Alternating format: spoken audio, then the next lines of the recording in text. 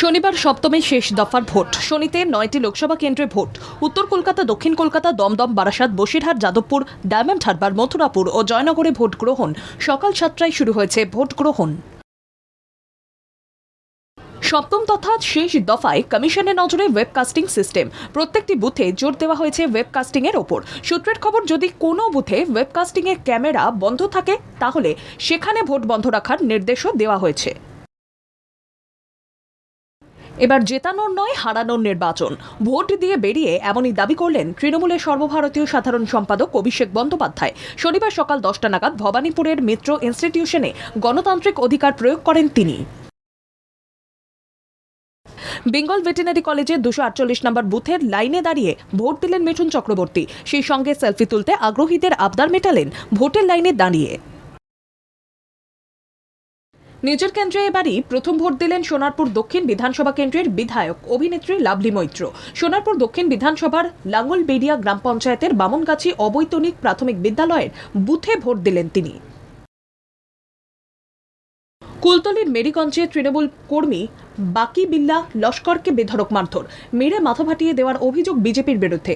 বুথে ঢুকতে বাধা দেয় বিজেপি। প্রতিবাদ করার কারণে মারধরের অভিযোগ।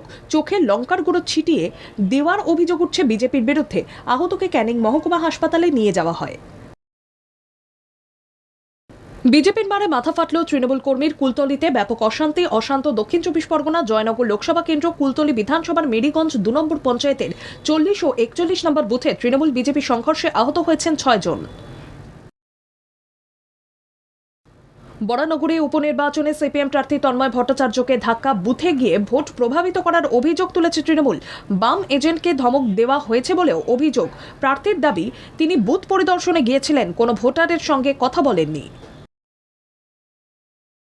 তীব্র উত্তেজনা। সিপিএম প্রার্থী সৃজন ভট্টাচার্যকে ঘিরে তুমুল বিক্ষোভ। পুলিশের হস্তক্ষেপে কোনো রকমে সেখান থেকে বেরিয়ে আসেন সৃজনের অভিযোগ, তিনি জমায়েত সরাতে নির্দেশ দিলে ক্ষিপ্ত জনতা তাকে ঘিরে ধরে। দু একটি বিচ্ছিন্ন ঘটনা ছাড়া মোটের ওপর শান্তিপূর্ণভাবে দমদম লোকসভা কেন্দ্রের নির্বাচন। সন্তোষ প্রকাশ করলেন দমদম লোকসভা কেন্দ্রের সিপিআইএম এর প্রার্থী সুজন চক্রবর্তী। এদিন সকাল থেকেই বিভিন্ন বুথে বুথে ঘুরে বেরিয়ে সাংবাদিকদের মুখোমুখি হয়ে একথা বললেন তিনি। শনিবার দেশজুড়ে শেষ অর্থাৎ সপ্তম দফার নির্বাচন। দেশের 7টি রাজ্য এবং একটি কেন্দ্রশাসিত অঞ্চলের মতো 57টি আসনে ভোট গ্রহণ পর্ব। পশ্চিমবঙ্গের 9টি আসন, উত্তরপ্রদেশের 13টি আসন, বিহারের 8টি আসন, হিমাচল প্রদেশের 4টি, পাঞ্জাবের 13টি, ওড়িশার 6টি, ঝাড়খণ্ডের 3টি এবং চণ্ডীগড়েও ভোট গ্রহণ পর্ব। শনিবার শেষ গণতন্ত্রের উৎসবে ভোট দিতে দেখা গেল একাধিক হেভিওয়েট নেতা নেত্রীদের। ভোট দিলেন আম আদমি পার্টির সাংসদ রাঘব চাড্ডা সহ উত্তরপ্রদেশের মুখ্যমন্ত্রী যোগী আদিত্যনাথ, বিজেপি সর্বভারতীয় সভাপতি জেপি নাড্ডা, আরজেডি নেতা লালু প্রসাদ যাদব, রাবড়ি দেবী এবং তাঁদের কন্যা, এছাড়াও বিজেপি প্রার্থী কঙ্গনা রানাওয়াত সহ আরও অনেকে।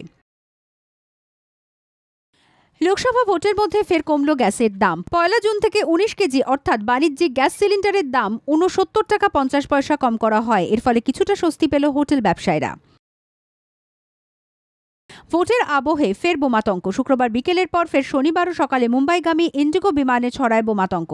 অবতরণ করার পরেই বিমানে শুরু হয় বোমা তল্লাশি। বিমানবন্দর পুরোটাই নিরাপত্তার জালে মুড়ে ফেলা হয়। লোকসভা নির্বাচনের শেষ দফায় হাওয়া গরম গোটা দেশের, তার মধ্যে তীব্র তাপপ্রবাহ। জানা গেছে, তাপপ্রবাহের জেরে উত্তরপ্রদেশের মির্জাপুরে একই জেলা থেকে 13 জন ভোটকর্মীর মৃত্যু হয়েছে। প্রাথমিক সূত্রে খবর, ভোটকর্মীদের প্রত্যেকেরই উচ্চ রক্তচাপ এবং জ্বরের উপসর্গ ছিল। ভোটের কারণে বেশ কয়েকদিন বন্ধ মদের দোকান, যে কারণে দুঃখে দিন কাটবে সুরাপ্রেমীদের। জুন মাস থেকেই প্রায় 6 দিনের জন্য বন্ধ থাকবে মদের দোকান। 1 সপ্তাহ বন্ধ থাকার কথা। এই খবর পাওয়ার পরে দুঃখের সঙ্গে দিন কাটাচ্ছেন সুরাপ্রেমীরা। অনুরাগ কাশ্যপ এবং গুলশান দেবাইয়া নতুন সিরিজ ব্যাড কপে জুটি বেঁধেছেন। অ্যাকশন ড্রামা সিরিজ ব্যাড কপের টিজার এসেছে। এই সিরিজে কাজবেকে একজন শক্তিশালী গুন্ডা, যার চরিত্রে অভিনয় করতে দেখা যাচ্ছে অনুরাগ কাশ্যপকে। প্রকাশ্যে এসেছে গান চ্যাপ্টার 1 সিরিজের ট্রেলার। আগামী 11 জুন মুক্তি পাবে এই সিরিজটি। এই সিরিজের প্রতিটি পরতে পরতে মনে প্রশ্ন জাগবে, কোন দিকে এগোচ্ছে ঘটনাটি, খুন নাকি আত্মহত্যা নাকি অন্য কিছু।